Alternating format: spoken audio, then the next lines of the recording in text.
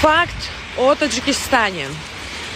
А вы знали, что когда началась Вторая мировая война в 1940 году, первым, кто начал отправлять продовольствие на фронт для российских войсков, это были таджики. Они отправляли сухофрукты, они отправляли различные консервы, они отправляли фрукты, они отправляли овощи для того, чтобы российская армия всегда была в силе для того, чтобы воевать. И поэтому ваша заслуга здесь как ни...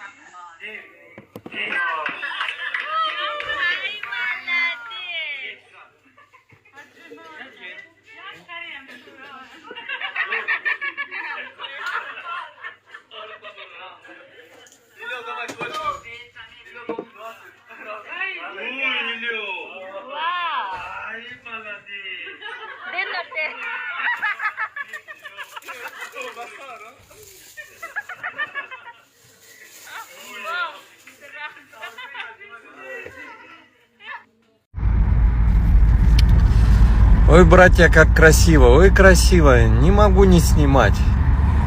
Вот еду и смотрю на эту красивую гору. Ой, завидую вам, вы всю жизнь живете, это наблюдаете. Как красиво, как шикарно. Благословенная земля.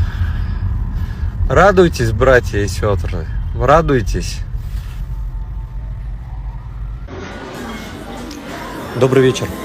Сейчас подошел к девушкам, очень красивым, сидят в ресторане. Они, к сожалению, запретили себя снимать, потому что они из скромных семей. Но зато я узнал, как с такими девушками знакомиться. Обязательно с ними должны знакомиться родители парня. И так вот положено по традиции, что девушку сватают, а сам парень не должен знакомиться с девушкой. Во всяком случае, так мне объяснили. Ребят, будете в Душанбе, в Таджикистане, обязательно попробуйте вот такой вот кефир. Стоит недорого, там порядка 50-60 рублей.